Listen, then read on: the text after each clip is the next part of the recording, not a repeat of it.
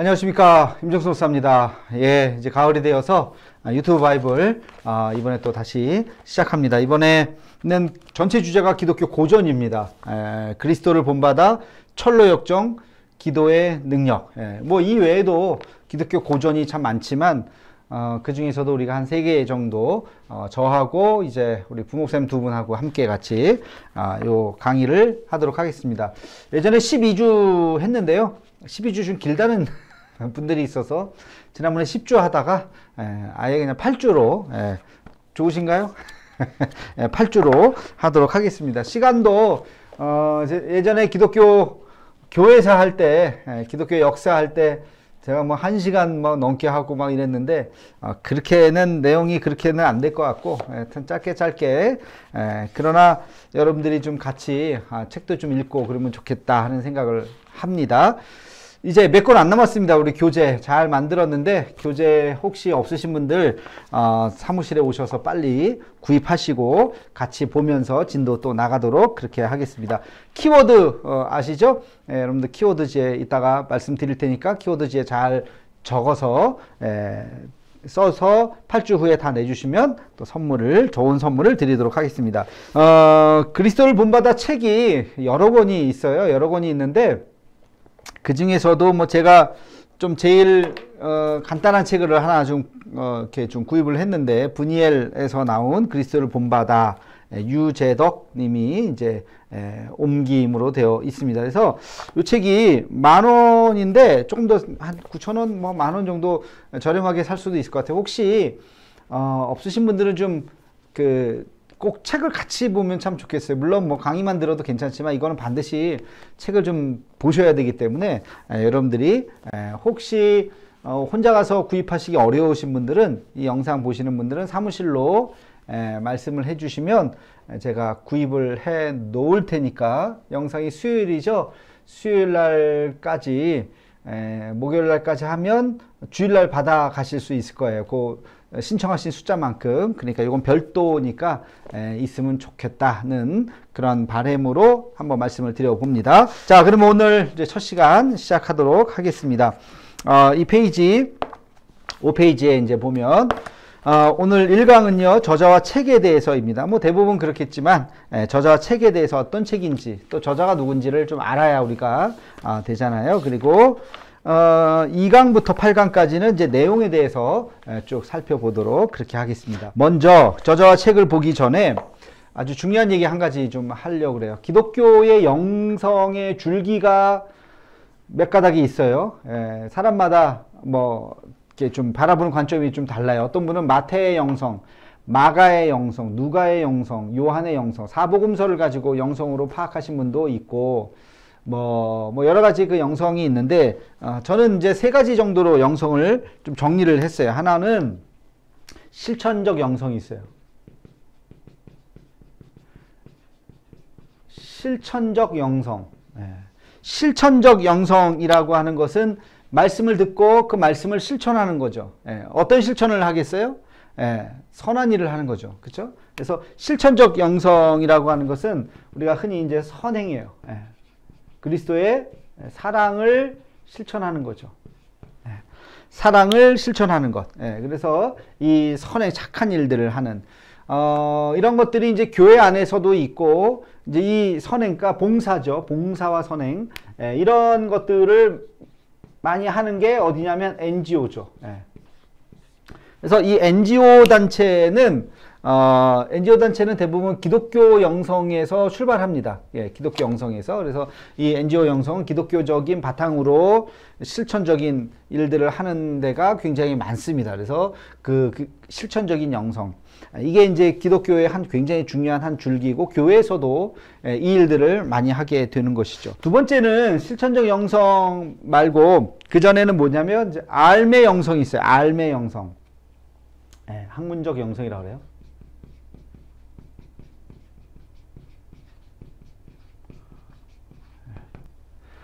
선행이 아니라 이건 지식이죠. 요거는 제가 삶이라고 했고 요거는 우리가 알미라고 했습니다. 안다는 것은 되게 중요한 거예요. 깨닫는다는 거. 우리 지혜서도 있잖아요. 성경에 보면 지혜서. 지혜가 곧 하나님이고 성령이고 뭐 그렇게 또 비약을 하게도 됩니다. 그 알미 구원을 하는 영지주의라고 하는 그 당시 초대교회 때 있었던 그 이단도 영적인 지식을 알므로 구원을 얻는다는 거예요. 안다는 것은 굉장히 중요한 거예요. 우리가 예수가 그리스도이심을 안다는 거잖아요. 그렇죠? 그 알미 곧 구원이라는 거여서 그 알을 강조해서 학문으로. 그래서 지금의 대학이 아카데미아가 처음 나온 것이 다 중세 카톨릭, 그러니까 중세 기독교에서부터 나온 겁니다. 우리는 성경을 알아야 되잖아요. 그죠? 성경을, 고전 중에 고전인 성경을 안다고 하는 것. 그래서 이 알매 전통이 굉장히 중요해요. 그래서 한평생 동안 성경을 알고 그것을 학문적으로 연구하고 하다가 죽는 사람들도 있어요. 그래서 이 그 알매 영성, 지식의 영성, 깨달음의 영성, 지식과 지혜, 그리고 깨달음. 이런 것들이 아주 중요한 하나의 영성으로 우리가 알 수가 있습니다. 그래서 이 알매 영성. 자, 세 번째는 뭐냐면 그 머뭄의 영성이 있어요. 머뭄의 영성. 침묵의 영성.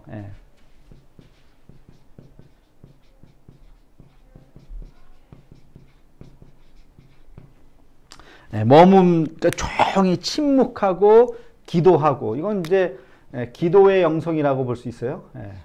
머물고 기도하고 아주 그냥 뭐랄까 그 수도원적인 영성이죠. 수도원적인 그런 영성. 침묵과 이 침묵에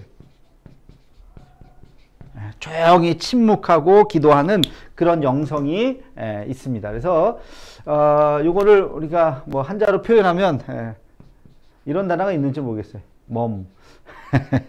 우리가 멍 때리기 있잖아요. 멍 때리기.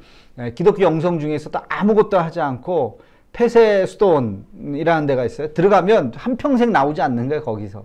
그게 답답한 게 아니라 그 안에서 안식을 하는 거예요. 그 안에서. 그런 아주 지극히 글쎄요 뭐라 그래야 될까요? 지극히 동양적인 영성이라고 볼 수가 있어요. 동양적인 영성이 실천은 무엇인가 하는 거죠. 막 열심히 하고 뭔가를 막 하는 그런 함의 영성이 있어요.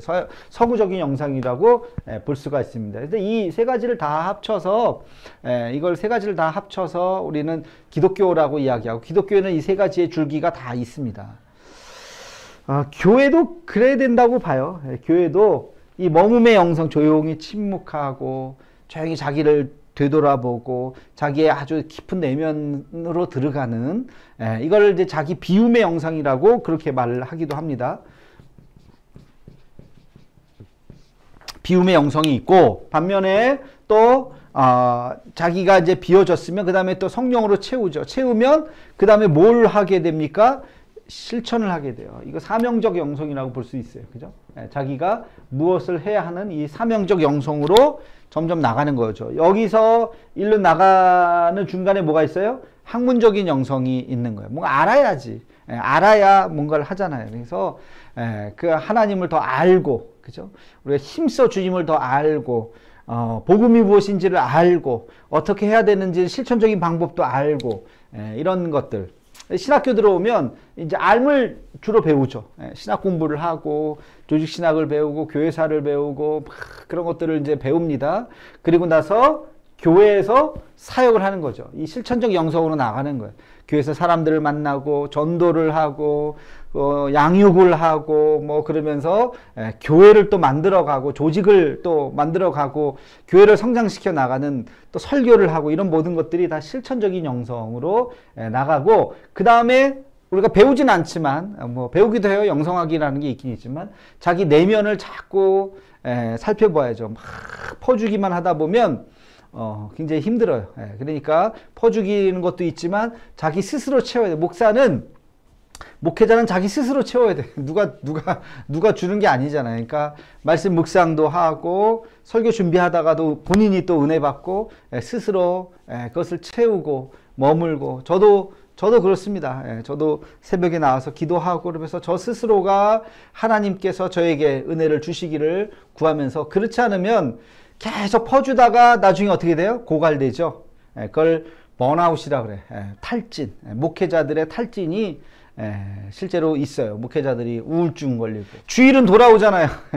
정확하게 일주일 만에 계속 돌아오잖아요. 그러니까 설교를 내가 하고 싶은 날도 하지만 하기 싫은 날도 해야 되고, 준비가 돼서도 하지만 준비가 안 돼서도 해야 되고, 일주일이라는 건 정확하게 돌아오기 때문에, 그러니까 자기 스스로의 자기 관리 같은 것들이 굉장히 중요합니다. 그래서 아무튼 이 세 가지의 영성의 줄기가 기독교 영성에 쭉 있었습니다. 일단 여기까지. 그래서 제가 그걸 한번 좀 정리를 해봤어요. 삶과 암과 머물고. 멍 때리기 가만히 있는 게 나쁘지 않아요.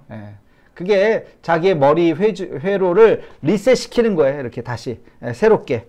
그래서 이렇게 가끔씩은 이렇게 좀 멍하고 그냥 가만히 멍 때리기 좀 그러면 좋은, 우리 뭐 포항은 뭐 바닷가가 좋으니까 좋은 그런 풍경 보면서 차 한 잔 이렇게 마시고 심호흡하고 자연을 보고, 자연을 보고 이러는 것들이 굉장히 사실은 사람의 영성에 굉장히 도움이 많이 됩니다.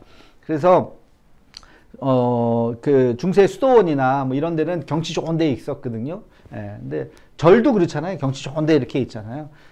경치 좋은 데는 그런 수양강 같은 거 좀 지어서 힐링도 하고, 거기서 이제 복잡한 자기의 그런 마음, 또 욕심도 내려놓고, 또 십자가의 길도 묵상하고, 그런 것들이 사실 굉장히 필요합니다.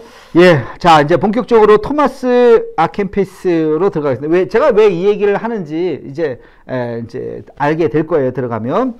자, 먼저 언제 사람이냐? 1380년에 태어났어요. 1380년에 보이나?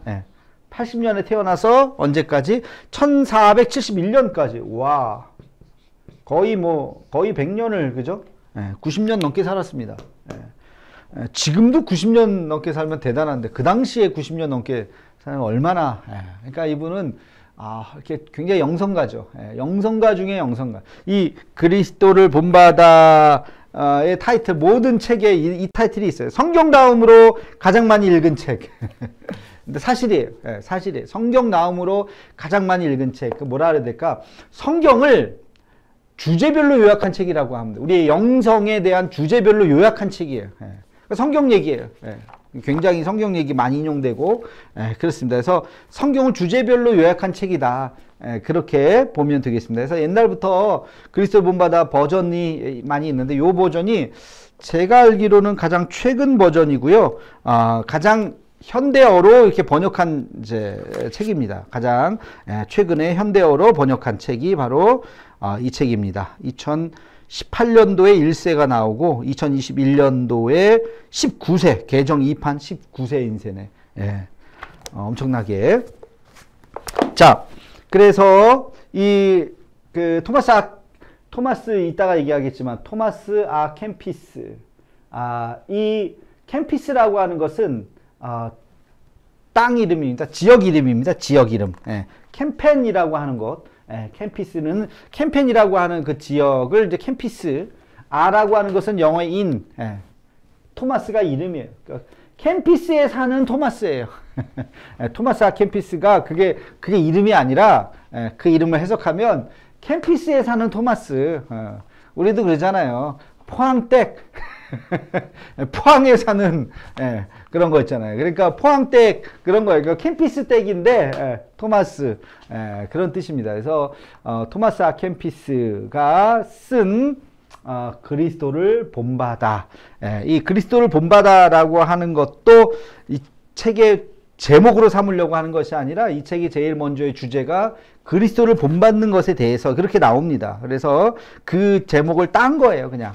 그러니까 그러나 전체로 보면 영성책이라고 볼 수 있고, 우리의 내면을 들여다보는 책이라고 볼 수 있고, 삶과 우리의 현실 속에서 우리 마음을 어떻게 지켜나가는지에 대한, 이게 언제 썼다 그랬어요? 14세기, 15세기에 쓴 거잖아요. 그죠? 그러니까 굉장히 오래된, 지금부터 600년 정도 된 500년, 600년 정도 된 아주 고전 중에 고전이면서 굉장히 많은 사람들이 이 책을 통해서 종교개혁 이전이잖아요. 그죠? 1517년에 종교개혁 40년 전이네. 한 4, 50년 전에. 실제로 이 책으로 인해서 종교개혁에 굉장히 영성가들, 종교개혁자들에게 굉장히 큰 영향을 주었다고 그렇게 이야기를 하고 있습니다. 자, 라인강 하류의 캠펜에서 태어났어요.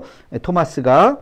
그리고 일생을 거의 주볼로에 가까운 아그넨텐 베르크 수도원에서 보냈습니다. 그래서 아까 얘기했듯이 폐쇄 수도원은 아니지만 거기 들어가서 잘 나오지 않는 그런 수도원. 저도 그 프랑스 남부나 독일에 가면 그런 수도원이 지금도 남아있는 수도원이 있어요. 중세 수도원들이. 지금도 실제로 운영하고 있는 수도원들도 있고, 언젠가는 제가 그런 데 한번 가서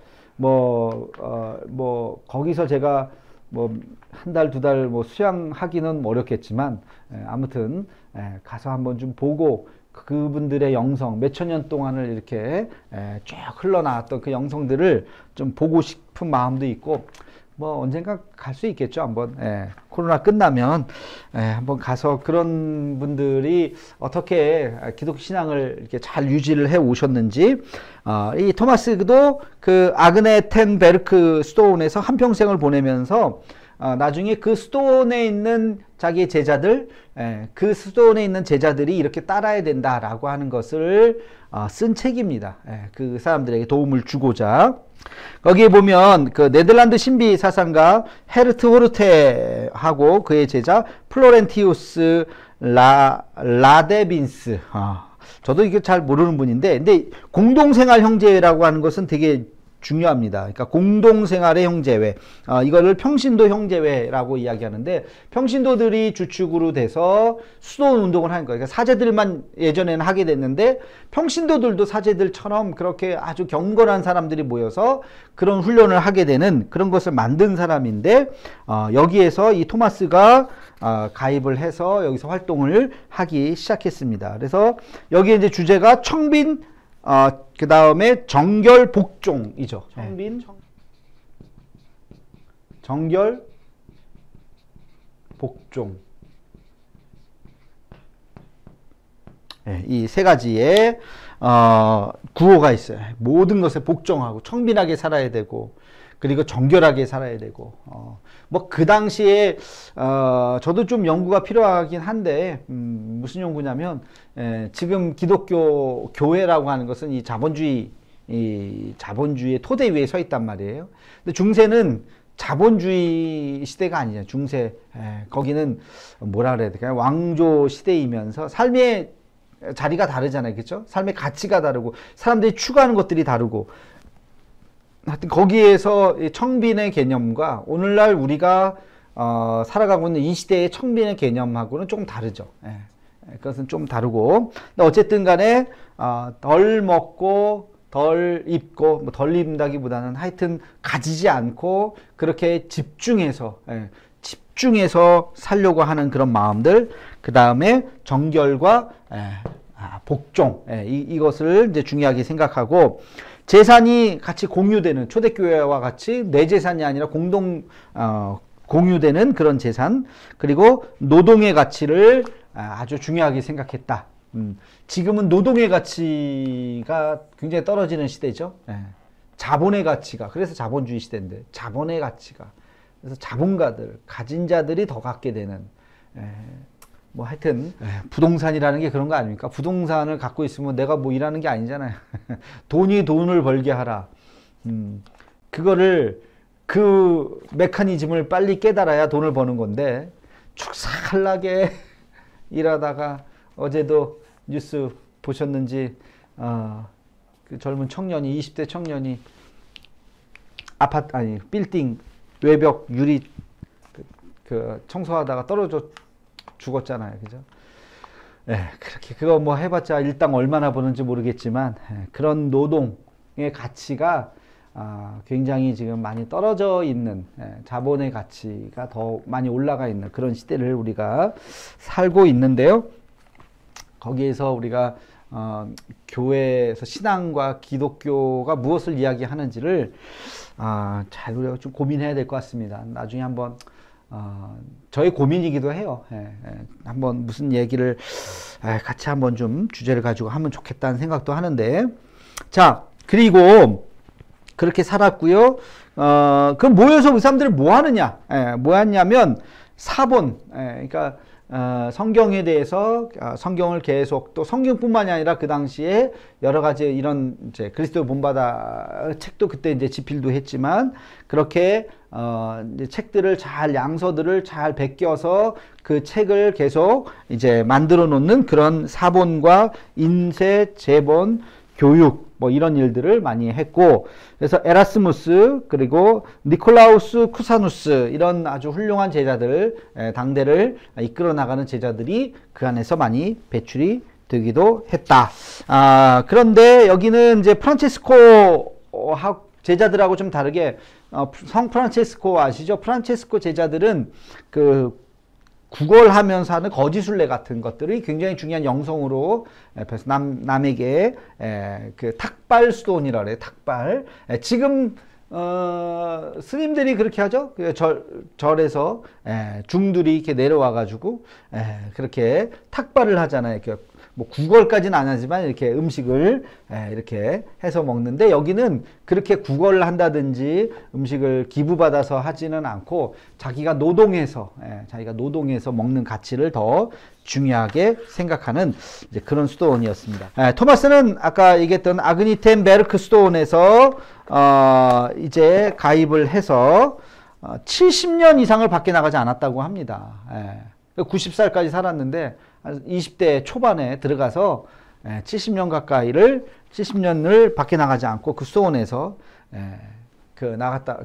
지금도 그걸 이제 그 폐쇄 수도원이라고 하는데, 지금도 폐쇄 수도원에 있는 분들이 지금도 있고 우리나라에도 있더라고요. 우리나라에도 제가 한번 유튜브 어떻게 찾다가 그런 수도원이 있다는 걸 알고 한번 봤어요. 그렇게 전 세계에서 온 사람들, 소수의 사람들이 그런 작은 수도원에 모여서 집단 생활을 하는 거예요. 결혼 당연히 못하죠. 자기 혼자 살면서 거기서 밥하고 설거지하고 그러면서 살아가는 분들이 계시더라고요. 1408년 서약을 하고 1413년 사제 서품을 받고, 1413년이니까 33살 정도 됐네, 그죠? 33살에 사제 서품을 받았어요. 그리고 이제 필사본을 만들고 수사들을 지도하는 일을 했다. 그보다 더 경건한 사람이 없을 만큼 토마스 아킨피스는 굉장히 경건한 사람이었다. 그리고 1425년에는 부원장으로 이제 후진 양성의 일을 많이 하게 됐고요. 이 그리스도를 본받아를 그 카톨릭에서는 굉장히 중요하게 생각합니다. 우리도 그렇지만 우리가 생각하는 것보다도 훨씬 더 카톨릭에서 이 책을 아주 중요하게 생각해요. 그래서 이거를 우리는 그리스도 본받아라 그러는데 이거를 준주 성범이라고 합니다. 그래서 이 유튜브에 보면요, 이 그리스도를 본받아를 읽는, 우리가 성경 읽듯이 읽는 유튜버들이, 카톨릭 신부들이 꽤 있어요. 그래서 보면 1장을 쭉 읽고 2장을 쭉 읽고 그런 분들이 있어요. 우리도 지금 성경 읽기 시작하잖아요. 이제 10월 달부터 요한복음 시작하는데 성경을 읽는 그런 이렇게 성경이 아니라 그리스도를 본받아를 읽는 그런 유튜브 사이트들이 있습니다. 근데 검색을 할 때 뭐 그리스도를 본받아 쳐도 되지만 준주성범 치면 쫙 나와요. 준주성범. 그래서 저도 처음에 준주성범이 뭔가, 그게 그리스도를 본받아라는 뜻입니다. 이게 한자의 뜻이에요. 그래서 이 카톨릭에서는 굉장히 중요하게 이것을 준주성범을 아주 잘 많은 사람들이 따른다. 라틴어로 드 이미타티오네 크리스티 이게 라틴어예요. 그리스도를 본받는 삶이라고 하는 것. 이 최초의 책은 1418년에서 1418년에 초판이 나오고요. 1420 17년에 완전히 이제 완성이 되었습니다. 그래서 거의 한 10년 정도 걸렸죠. 1418년. 야, 그러니까 토마스 아퀴나스 38살, 39살, 40살 되기 전에 이거를 이제 쓴 거예요. 그리고 50살 되기 전에 이 책을 마친 거죠. 그래서 이게 세계 최고의 성경 다음으로 읽혀지는 아주 최고의 책이 된 것입니다.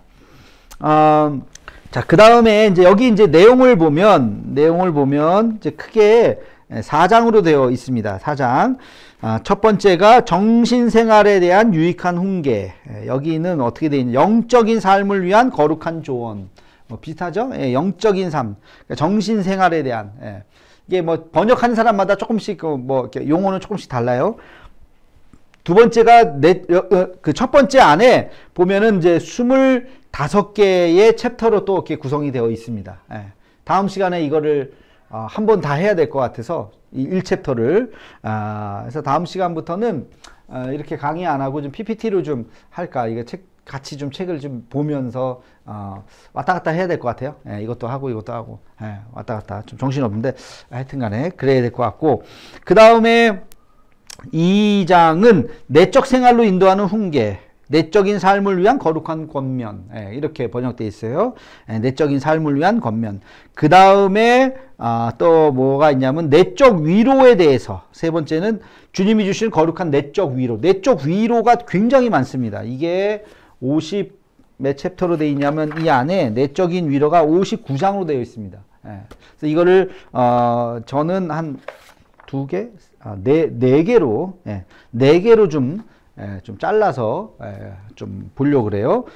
그리고 마지막에 이제 성찬에 대해서, 존엄한 성체 성사에 대해서, 예수님의 거룩한 성찬의 축복에 대해서 합니다. 이게 4강 중에 하나를 차지할 만큼 성찬에 대해서 이야기하는데, 여러분 이것은 아까 얘기했지만 종교개혁 이전이라 그랬잖아요. 그리고 종교개혁 이전이라고 하는 것은 큰 흐름으로 보면 로마 카톨릭에 더 가깝죠. 그렇죠? 아직 개신교가 나오기 전이니까.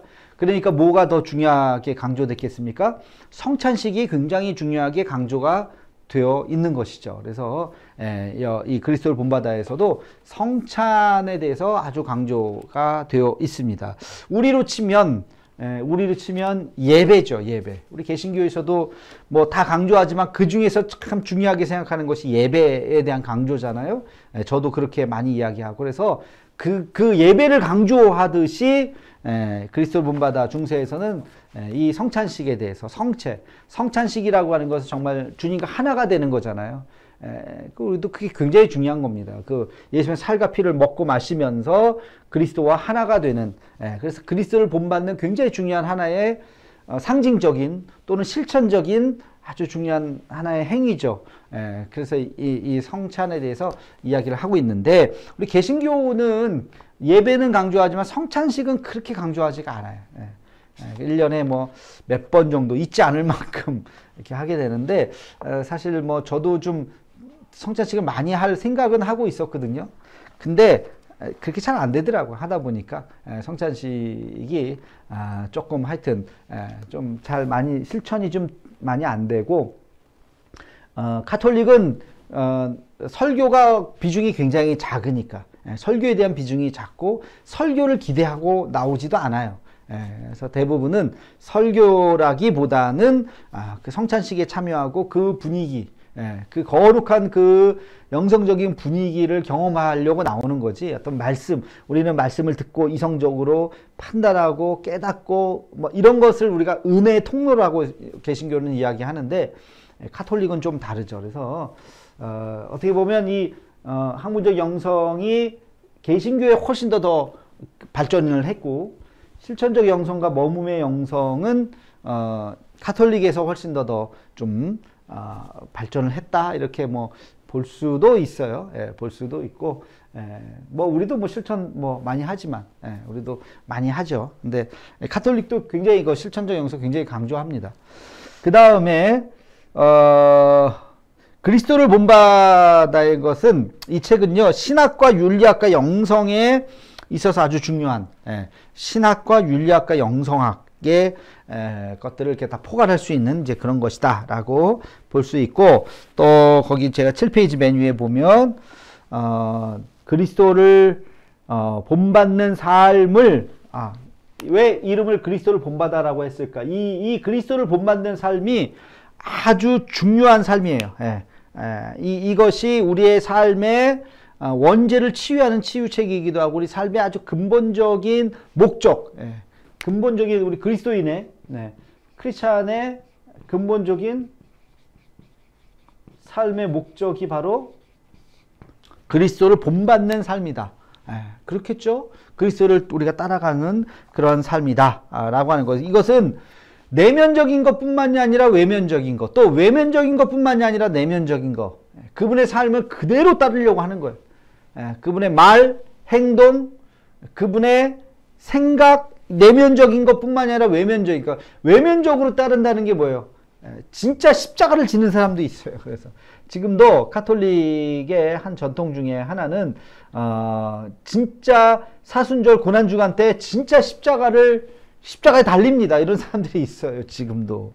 그러니까 예수님의 삶을 그리스도를 본받고 따르는데 외면적인 것까지도 그렇게 가시면류관을 진짜 쓰고 이런 사람들도 있어요. 우리도 뭐 일종의 고난주간 때 이렇게 금식하고, 그죠? 우리가 우리 자학을 할 수는 없으니까, 내가 막 채찍을 맞고 그렇게 할 수는 없으니까, 우리가 할 수 있는 자학 중에 하나가 이제 금식이죠, 금식.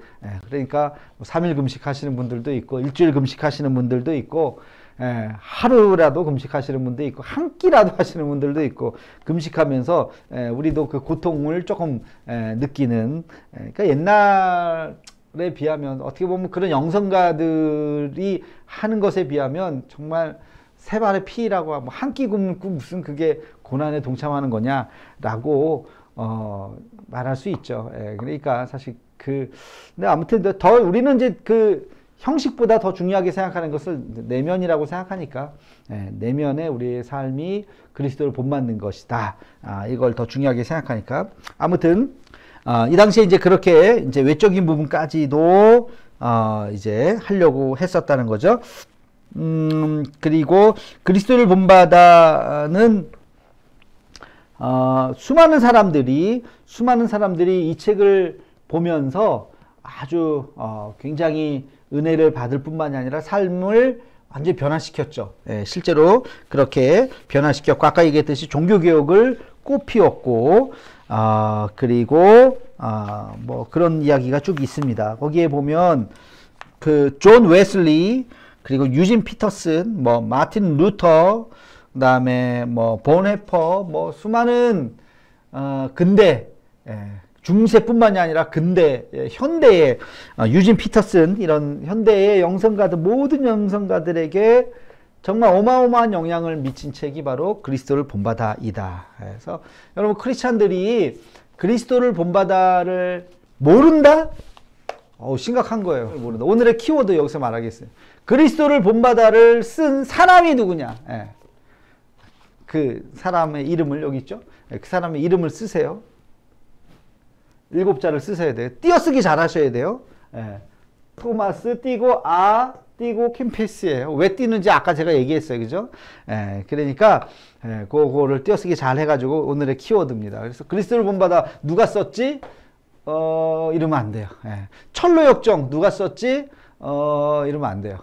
그러니까 여러분들 이 그 3대 고전은 그리스도를 본받아, 철로역정, 그 다음에 고백록, 참회록이라고 얘기하는 고백록, 성 어스틴이 쓴 고백록, 존 버년의 철로역정, 토마스 캠피스의 그리스도를 본받아, 이 세 권이 기독교 3대 고전이죠.